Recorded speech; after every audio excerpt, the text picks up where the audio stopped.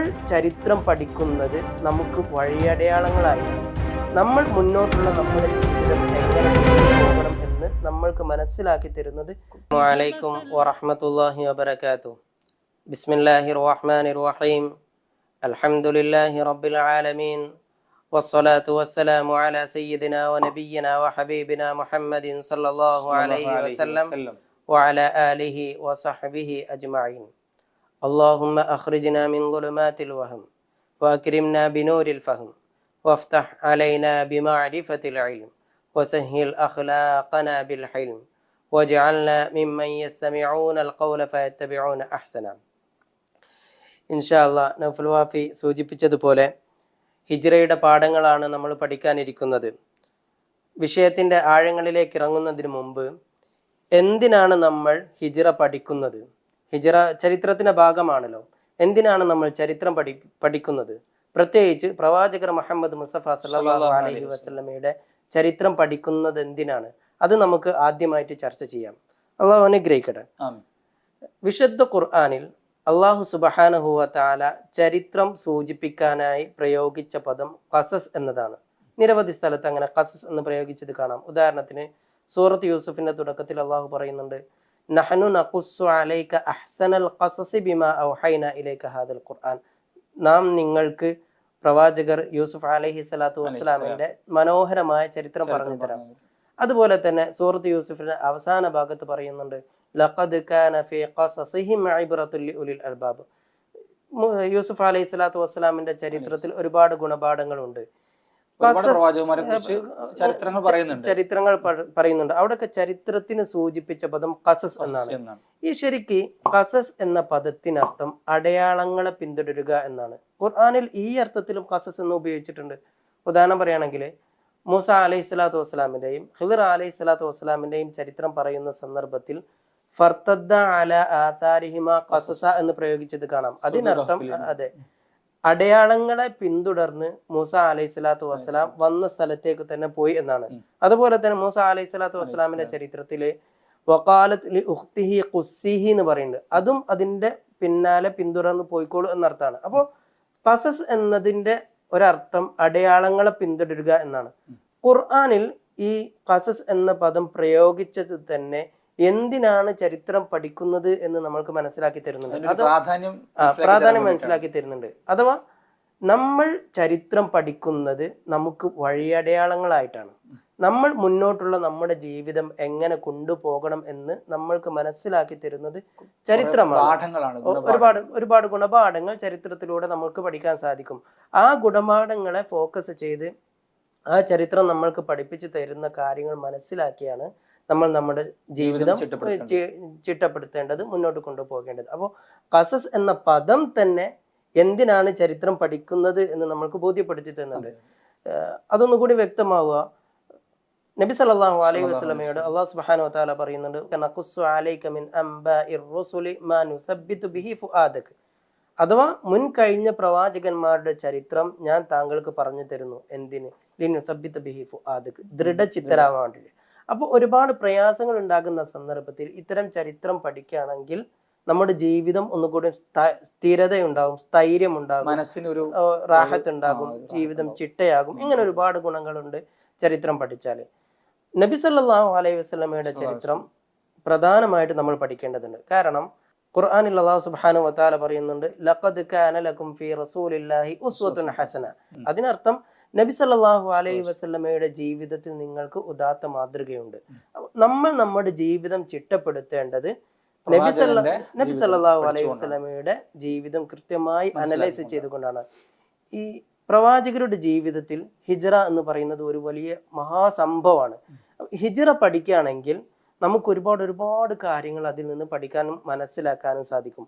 അതുകൊണ്ടാണ് നമ്മൾ ഹിജ്റ തന്നെ ഫോക്കസ് ചെയ്ത് ഹിജ്റ തന്നെ നമ്മൾ പഠിക്കാൻ ശ്രമിക്കുന്നത്.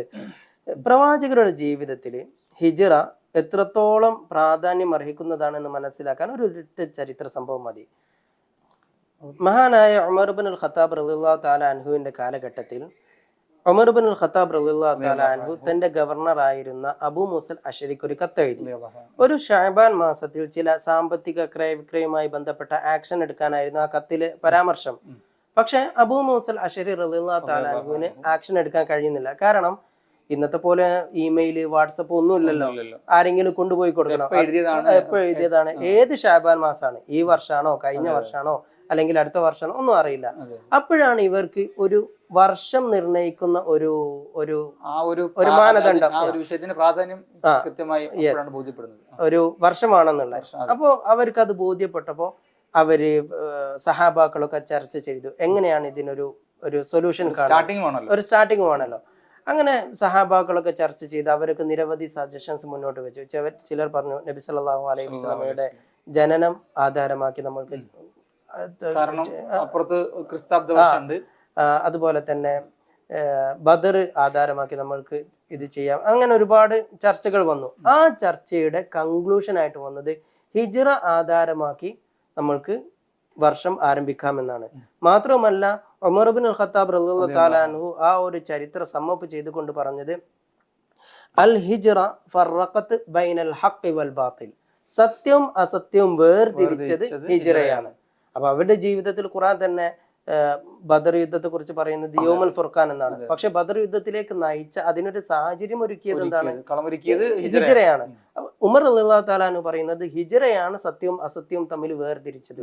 അതുകൊണ്ട് നമ്മൾക്ക് ഹിജ്റ അടിസ്ഥാനമാക്കി വർഷം പുതുവർഷം ആരംഭിക്കാം, വർഷത്തിന് ബേസ് ആയിട്ട് ഹിജ്റ അടിസ്ഥാനമാക്കാം എന്നാണ് ആ ഒരു ചർച്ചയെ കൺക്ലൂഡ് ചെയ്ത് ഉമർ റളിയല്ലാഹു തആല അൻഹു പറഞ്ഞത്. ഇത് തന്നെ ഹിജ്റ പ്രവാചകർ മുഹമ്മദ് മുസ്തഫ സല്ലല്ലാഹു അലൈഹി വസല്ലമയുടെ ജീവിതത്തിൽ എത്രത്തോളം പ്രാധാന്യം അർഹിക്കുന്നതാണ് എന്ന് നമ്മൾക്ക് ബോധ്യപ്പെടുത്തി തരുന്നുണ്ട്.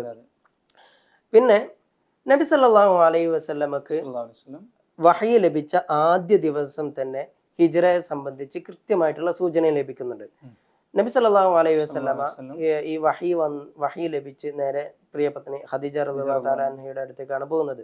ഖദീജ റളിയല്ലാഹു തആല അൻഹ നബി സല്ലല്ലാഹു അലൈഹി വസല്ലമയുമായിട്ട് വർഖത്ത് ബിൻ നൗഫലിന്റെ അടുത്തേക്ക് പോയി. നമുക്കറിയാവുന്നതുപോലെ അത് ആ കാലഘട്ടത്തിൽ ഇഞ്ചിയിലൊക്കെ കൃത്യമായിട്ട് അറിയുന്ന ഒരു വ്യക്തിയായിരുന്നു.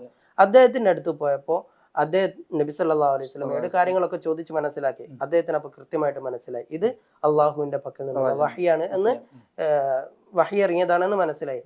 അപ്പോ വർഖത്ത് ബിൻ നൗഫൽ നബി സല്ലല്ലാഹു അലൈഹി വസല്ലമയോട് പറയുന്ന ഒരു വാചകമുണ്ട്. ഫഖാല വറഖ ഹാദാ നാമൂസു അല്ലദീ ഉൻസില അലാ മൂസ യാ ലൈതനി ഫീഹാ ജദഅൻ അകൂനു ഹയ്യൻ ഹീന യുഖ്രിജുക ഖൗമുക. ഇത് മൂസ അലൈഹി സ്വലാത്തു വസ്സലാമിനെ മൂസ അലൈഹി സ്വലാത്തു വസ്സലാമിന്റെ അടുത്തേക്ക് വന്ന ആ മലക്ക് തന്നെയാണ്, അതോ വഹി തന്നെയാണ്. എന്നിട്ട് പറയുകയാണ്, ഞാൻ ആരോഗ്യത്തോടെ ഉണ്ടായിരുന്നുവെങ്കിൽ താങ്കളുടെ സമൂഹം പുറത്താക്കുന്ന സന്ദർഭത്തിൽ ഞാൻ താങ്കളെ ഉണ്ടായിരുന്നെങ്കിൽ എന്ന് വർഖത്ത് ബിൻ നൗഫൽ പറയാണ്. അപ്പൊ നബി സല്ലല്ലാഹു അലൈഹി വസല്ലം അത്ഭുതത്തോടെ അറിയണ്ടേ. മാത്രമല്ല നബി സല്ലല്ലാഹു അലൈഹി വസല്ലം അപ്പൊ അത്ഭുതത്തോടെ ചോദിക്കുന്നുണ്ട്, അവ മുഖ്രിജിയഹും, എന്നെ അവർ പുറത്താക്കും എന്നാണ് പറയുന്നത്. കാരണം മക്കാരുടെ കണ്ണിലുണ്ണിയായി വളർന്നവരാണ് പ്രവാചകർ മുഹമ്മദ് മുസ്തഫ എല്ലാ അർത്ഥത്തിലും. അങ്ങനത്തെ പ്രവാചകരെ പുറത്താക്കുന്ന പറയുന്നത്. അപ്പൊ പ്രവാചകർ തന്നെ അത് ഉൾക്കൊള്ളാൻ കഴിയുന്നില്ല. പ്രവാചകർ അത്ഭുതത്തോട് ചോദിക്കുന്നത്, അവ മുഖ്രിജിയഹും, എന്നെ അവർ പുറത്താക്കും എന്നാണോ താങ്കൾ പറയുന്നത്? അപ്പൊ വർഖത്ത് ബിൻ നൗഫൽ പറഞ്ഞു, നഅം, അതെ, താങ്കൾ അവർ പുറത്താക്കും. എന്നിട്ട് അതിനൊരു കാരണവും പറഞ്ഞു കൊടുത്തു. ലം യഅതി റജുലുൻ ഖത്തു ബിമിത്ലി മാ ജിഅത ബിഹി ഇല്ലാ ഉദി. താങ്കൾ കൊണ്ടുവന്നതുപോലെയുള്ള ഈ ഒരു പ്രതിഭാസം, ഈ ഒരു വഹി, ഇതുമായിട്ട് ആരൊക്കെ വന്നിട്ടുണ്ടോ അവരൊക്കെ ശത്രുതക്ക് വിധേയരായിട്ടുണ്ട്, അവരൊക്കെ ജനങ്ങളുടെ ശത്രുതക്ക് വിധേയരായിട്ടുണ്ട്. എന്നിട്ട് പറയാണ്, വഇൻ യുദ്രിക്നി യൗമുക അൻസുർക നസ്റൻ മുഅസ്റ. ആ ഒരു സന്ദർഭത്തിൽ താങ്കളുടെ സമുദായം പുറത്താക്കുന്ന ആ ഒരു സന്ദർഭത്തിൽ ഞാൻ ജീവിച്ചിരിക്കുകയാണെങ്കിൽ ഞാൻ എല്ലാ അർത്ഥത്തിലും താങ്കളെ സപ്പോർട്ട് ചെയ്യും, സഹായിക്കുമായിരുന്നു വർഖത്ത് ബിൻ നൗഫൽ നബി സല്ലല്ലാഹു അലൈഹി വസല്ലമയോട് പറയുന്നുണ്ട്. ഇതിൽ നിന്ന് നമ്മൾ മനസ്സിലാക്കേണ്ടത് ആദ്യ സന്ദർഭത്തിൽ തന്നെ നബി സല്ലല്ലാഹു അലൈഹി വസല്ലമക്ക് ഹിജ്റ കൃത്യമായിട്ട് സൂചന ലഭിക്കുന്നു. കാരണം ഇതൊരു പ്രവാചകത്വത്തിന്റെ ഒരു ഭാഗമായിട്ടാണ് വരുന്നത്. ഖുർആനിൽ തന്നെ സൂറത്തുൽ ഇസ്രാ അതെ, ചരിത്രത്തിന്റെ ഭാഗമാണ്. പ്രവാചകത്തിന് അനിവാര്യത എന്നല്ല, ഒരു പ്രവാചകന്മാരുടെ ചരിത്രത്തിന് ഒരു സാഹചര്യങ്ങളിലൂടെ കടന്നു പോയിട്ടുണ്ട്. മാത്രമല്ല ഖുർആൻ അത് വ്യക്തമായി സൂചിപ്പിക്കുന്നുണ്ട്. സൂറത്തുൽ ഇസ്രാ ഹിജ്റക്ക് തൊട്ട് മുമ്പ് ഇറങ്ങിയ സൂറത്താണ്. അതിൽ പറയുന്നുണ്ട്, വഇൻ കാദൂ ലയസ്തഫിസ്സൂനക മിനൽ അർളി ലിയുഖ്രിജൂക മിൻഹാ വഇദൻ ലാ യൽബസൂന ഖിലാഫക ഇല്ലാ ഖലീല സുന്നത മൻ ഖദ് അർസൽനാ ഖബ്ലക മിർ റുസുലിനാ വലാ തജിദു ലിസുന്നതിനാ തഹ്വീല. അതിൽ പറയുന്നത് താങ്കളുടെ സമൂഹം പുറത്താക്കും എന്നുള്ള വൈൻകാതുലെ സഫീസുനൊക്കെ ആ ഒരു സൂക്തത്തിന്റെ അർത്ഥം. എന്നിട്ട് സുന്നത മൻ ഖദ് അർസൽനാ ഖബ്ലക മിർ റുസുലിനാ വലാ തജിദു ലിസുന്നതിനാ തഹ്വീല. ഇത് അല്ലാഹു സുബ്ഹാനഹു വ തആലയുടെ ഒരു ചര്യയാണ്, ഒരു ജീവിതത്തിന്റെ ഒരു ഭാഗമാണ്. വലാ തജിദു ലിസുന്നതിനാ തഹ്വീല, അതിൽ നിന്ന് മാറ്റൊന്നും വരാൻ പോകുന്നില്ല. അപ്പൊ നബി സല്ലല്ലാഹു അലൈഹി വസല്ലമയുടെ ജീവിതത്തിലും ഹിജ്റ സംഭവിക്കുമെന്നുള്ള കൃത്യമായിട്ടുള്ള ഒരു സൂചന നബി സല്ലല്ലാഹു അലൈഹി വസല്ലമക്ക് ആദ്യം ലഭിക്കുന്നുണ്ട്. അത് ഒരു പ്രവാചകന്മാരുടെ ചരിത്രത്തിന്റെ ഒരു ഭാഗമാണ്. നമ്മൾക്കത് പിന്നെ പ്രവാചകന്മാരുടെ ചരിത്രം നമ്മൾ പരിശോധിക്കുകയാണെങ്കിൽ ബോധ്യപ്പെടുകയും ചെയ്യും. അതെ, ഇപ്പോ പ്രധാനപ്പെട്ട നബിമാര് ഇബ്രാഹിം അലൈഹി സ്വലാത്തു വസ്സലാം ജനിച്ചത് ഇറാഖിലാണ്, പക്ഷെ വഫാത്തായത് ഫലസ്തീനാണ്. സ്വന്തം നാട്ടിൽ നിന്ന് മറ്റു നാട്ടിലേക്ക് പോയിട്ടാണ് ഇബ്രാഹിം അലൈഹി സ്വലാത്തു വസ്സലാം വഫാത്താകുന്നത്. അതുപോലെ തന്നെ ലൂത്ത് അലൈഹി സ്വലാത്തു വസ്സലാമിനോട് അല്ലാഹു സുബ്ഹാനഹു വ തആല പറയുന്നത് ഫഅസ്രി ബിഅഹ്ലിക ബിഖത്ഇൻ മിനൽ ലൈലി വലാ യൽതഫിത് മിൻകും അഹദൻ ഇല്ല ഇംറാതക ഫഅസ്രി ബിഅഹ്ലിക ബിഖത്ഇൻ മിനൽ ലൈൽ. യാത്രയുടെ യാമങ്ങളിൽ തിരിഞ്ഞു നോക്കാതെ ഓടിപ്പോവാനാണ് പറഞ്ഞത്. അപ്പൊ സ്വന്തം നാട്ടിൽ നിന്ന് ഓടിപ്പോകേണ്ട ഒരു അവസ്ഥ ലൂത്ത് അലൈഹി സ്വലാത്തു വസ്സലാമിന് സംഭവിക്കുന്നുണ്ട്. യൂസുഫ് അലൈഹി സ്വലാത്തു വസ്സലാമിന്റെ ചരിത്രം കൂടുതൽ വിശദീകരിക്കേണ്ടതില്ല. കാരണം അടിമയായിട്ട് സ്വന്തം നാട്ടിൽ നിന്ന് മറ്റൊരു നാട്ടിലേക്ക്, സഹോദരങ്ങളുടെ അടുത്ത് നിന്ന് മറ്റു നാട്ടിലേക്ക് വിൽക്കപ്പെടുകയാണ്. അങ്ങനെ അടിമയായിട്ടാണ് ഈജിപ്തിൽ അവസാനം എത്തിച്ചേരുന്നത്. മൂസ അലൈഹി സ്വലാത്തു വസ്സലാമിന്റെ ചരിത്രം ആ ഒരു അബദ്ധവശാൽ ഒരു വധിച്ച ഒരു സന്ദർഭത്തിൽ ഖുർആൻ തന്നെ പറയുന്നുണ്ട്, വജാ റജുലുൻ മിൻ അഖ്സൽ മദീനതി യസ്ആ ഖാല യാ മൂസ ഇന്നൽ മലഅ യഅ്തമിറൂന ബിക ലിയഖ്തുലൂക ഫഖ്റുജ് ഇന്നി ലക മിനൻ നാസിഹീൻ.